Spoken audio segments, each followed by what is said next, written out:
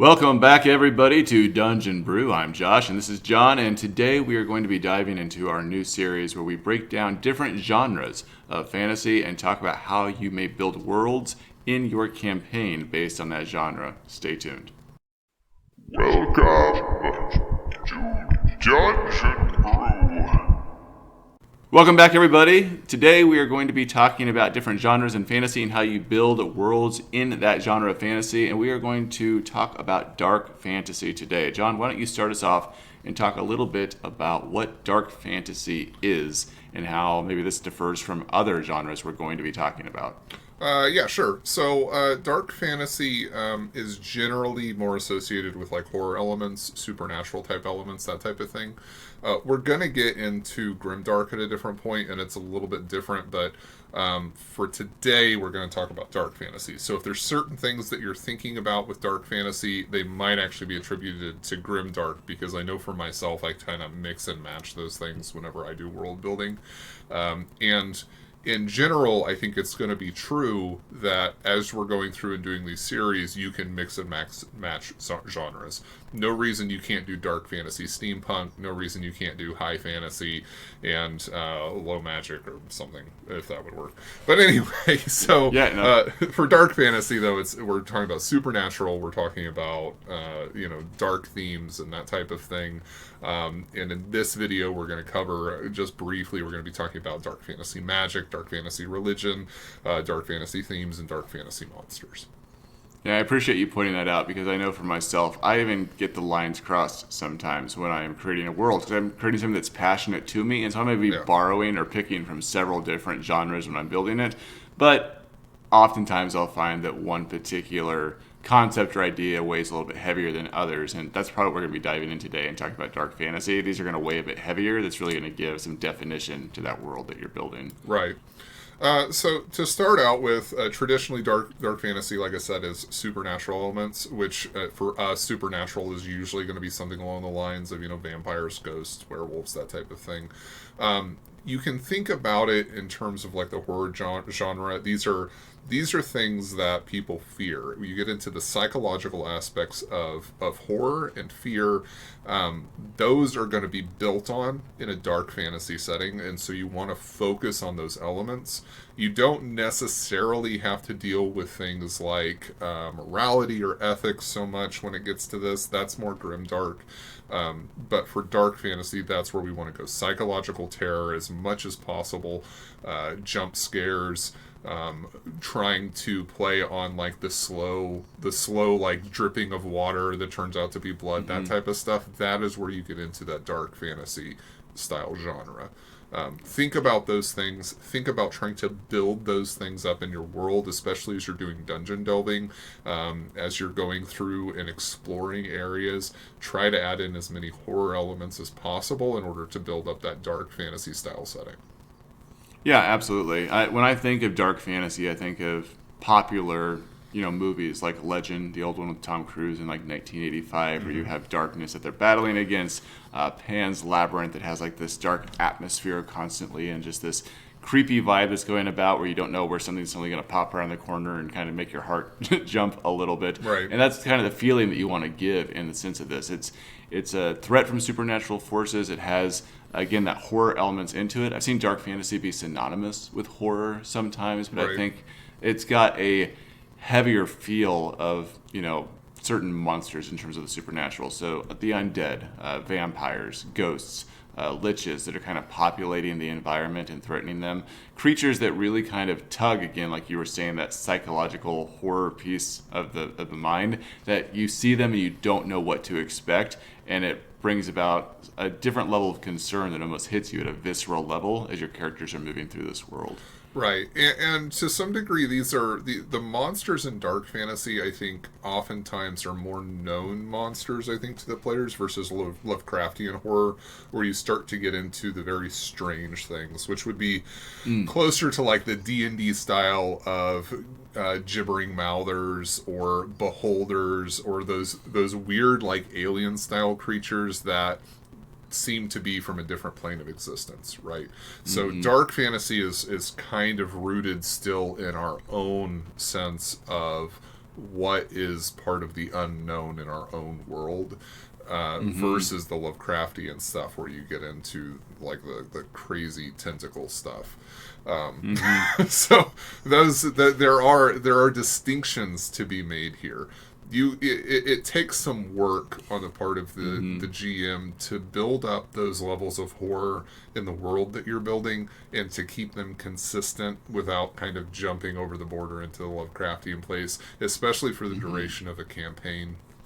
Focus on the variations of this in different cultures. You know, a vampire in one culture is not the same as a vampire in a different culture. Play up on those differences. Play up on the unknown for those things that your players may not be familiar with if you want to enhance those horror elements. Yeah, I appreciate you pointing that out. Like I said, I cross paths sometimes because I typically think of myself as running dark fantasy, but even in my latest campaign I was running, I had tentacle creatures in it, and they were they were unrecognizable by the party, and it gave them all a "what the fuck is even that, Josh?" moment. So it brought about terror, but it was much more Lovecraftian than probably the typical monsters they were expecting to find. Yeah, and there's nothing wrong with that, right? Like I said, you can mix and match, you can add things in here, but for the focuses of the purposes of this, the focus on dark fantasy, there's Lovecraftian horror, there's grimdark, and they are three separate entities. They are not necessarily the same. There's no reason you can't blend those things together to create something unique for the specific thing that you're interested in doing. Now, I'll be honest, whenever I'm creating a world, typically just in general, I like to focus on origin stories. I look a lot at religion, and I feel like that has a lot to play in with this, especially with that supernatural element, which I kind of tie the two together. Right. What do you typically do in terms of how the world began, what the story is behind the people and how they came to be, what the religion or the spirituality looks like in dark fantasy? So dark fantasy should be something where you can approach it in I think one of two basic ways. One is that the world started out in the same way that most world or most creation myths start out. So either the world was like created by a group of gods or an individual god, but the gods or god was in some way benevolent or kind or loving, and at some point that got turned like 180, and so now the world is a dark place. Either that loving god was killed, or the loving god became entrapped, and so now the world doesn't have one, or doesn't have any of the gods, however you want to do that. Or in some way that god became evil or vindictive against the creations, right? So that's option. That's your primary option for that, is the world was created for a good purpose and then somehow it was flipped on its backside. And that's something that was cast down from Haven. Like that was kind of one of the themes that I did, is you guys had a world that was good and benevolent and kind in some way. This evil god came in and wiped out all of the good gods, and you guys were left in this world with no good gods, and other evil gods were coming in to take control. That was that campaign that we ran. That's kind of that dark fantasy thing. The second option is that you have more of a world that was originally created in some kind of dark way. So option one is good god became evil. Option two is it was always evil. It was always this dark place. It may not actually have a religious element to it at all. That may just be an unknown. So you end up with this adeific world. There's nothing that exists there. You call out to the heavens and you only get silence back in return, and that has always been the world. You don't know what's up there. All that you know is that you're stuck down here on the world, and that world is dark. Yeah, I imagine by now that listeners are really getting this idea that whenever you're creating a dark fantasy world, you're providing an atmosphere that's rather heavy on the players, that you almost feel like it's weighing down on all sides, and there's always like that pinprick of light that you're kind of running to in order to find some haven through the course of gameplay. For myself, this carries over into other areas of gameplay as well, including magic, which I also very much associate with this threat from supernatural forces. Now, you can have high magic dark fantasy, you can have low magic dark fantasy, but for myself, whenever I think of magic within the campaign, no matter how accessible it is, there's always a high cost to it, Right. or some sort of unintended consequence that's going to happen by casting it that the characters have to consider before utilizing it. And sometimes I make some homebrew rules to kind of really bring that out. But you can do this you don't necessarily have to create rules to do this. You can also use some of the rules that are already there, but limit the types of magic that are accessible, or how the players maybe utilize it in the course of gameplay. Right, and that's a video that I really want to get into, is low magic settings versus high magic settings and how you can play with those elements a little bit. And look for that video in the future as we continue to go through this series, so that you guys can kind of blend those things together and get some ideas on what low magic versus high magic goes. But regardless of the direction that you choose when it comes to that kind of question, like Joshua was talking about, there should always be a consequence. There should always be a cost. That's where you get things like Dragon Age's blood magic type stuff, and the idea that you have to expend energy, or you have to expend your life force in order to be able to cast magic in certain ways. That's where that ultimate level of power comes from in a lot of dark fantasy settings, and that's what blood magic is. Or that's the idea of things like witches who or warlocks or something, who make pacts with evil entities in order to get their magic. So they have this power, but the only way that they can expend it is by doing the will of this evil entity. That oftentimes is associated with dark magic. Your world for Thrice 9 Legends, you age every time you cast magic. So there's a physical cost to your longevity, and the more that you cast magic, the older that you get. And so you end up killing yourself in order to access that power. So you can be more powerful, but you have a shorter lifespan. And is that worth it?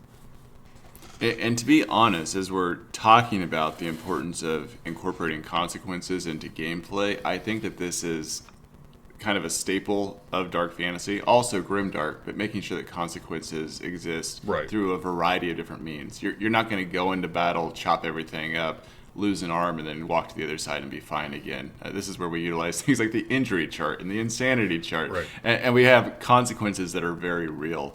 And kind of bringing this full circle, maybe you have another piece to add in here, but coming back to themes, this is true with themes as well in dark fantasy, that themes have real consequences.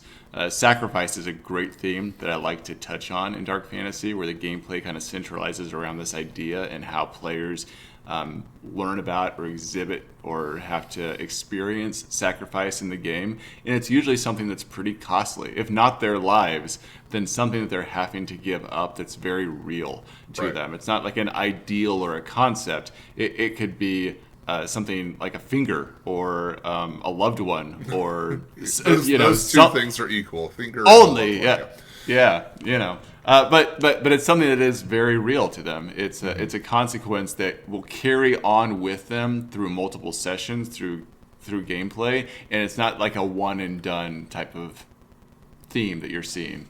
If that makes sense. No, it definitely does. Sacrifice is a very good one for trying to establish where those things meet. And we'll probably revisit that theme in a lot of these videos as we move forward. What does sacrifice look like in dark fantasy? Well, it should be real. It should be persistent, and it should not be something that is easy. What does sacrifice look like in high fantasy versus heroic fantasy? Those answers are going to change slightly based on the genre, and that's something that your players are going to be able to experience, because ultimately a game like Dungeons and Dragons, or whatever your version of the type of RPG you play is, there always are some kind of sacrifices that have to exist, and that varies based on the themes that you're setting up, or the genre that you're trying to set up for the world that you're creating and the campaign that you're running. Yeah. I'm like thinking through our world building series that we've done, and there's so many other elements that I think that we could probably highlight here about scarcity of food and terrain and geography and pieces like that we could probably go into a lot of depth and talk for another half hour about. But I think the primary message is that when you're building a world that you want to have this dark fantasy kind of feel to it, it's just creating an atmosphere that again kind of feels heavy on the players as they're going through, and they can sense that I keep going back to your use of psychological horror here. They could just sense that around any corner they turn, there might be a jump scare. Like there's something that could possibly happen that's going to make them shit themselves. Right. And you want to see that at least once or twice during the game session where somebody has to make an emergency break. But going back to the world building series, I think that it's a good idea, if you haven't already, to revisit that and look at some of the things that we're talking about. Talk about city building. The origins of the cities, like the origin of the world, are oftentimes dark, or they have a dark history in some way. It's very rare that you have a city that's just been rosy. And to be truthful, that's real in our own world. Like if you talk about cities that have been burned down and rebuilt, or burned down and never to be seen again, or lost things to the ages. The Library of Alexandria, it's like lost, it's gone. That is a dark thing that has occurred in our own history and our own histories. We don't tend to focus on that. The thing is with dark fantasy is to shift your focus there, to highlight those things that exist in order to try and re-emphasize the type of world that you've created. Yeah. I hope this has been helpful for you guys. We love talking about these. I'm kind of excited to get into the other genres and talk about them too, so keep an eye out for those videos. Jon and Josh.